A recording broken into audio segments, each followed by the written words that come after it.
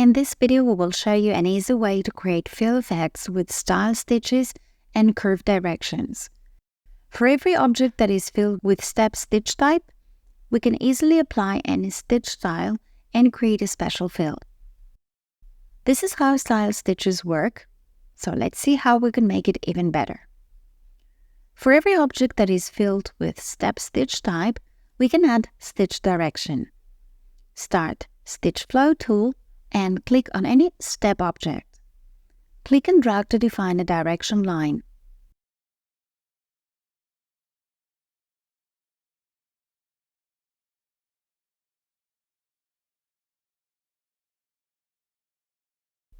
By adjusting the available properties, we can customize the fill and make any fill you like. Then, using the stitch flow once more, click and drag from any point of the direction line, and you will see that it starts bending, becoming like a curve.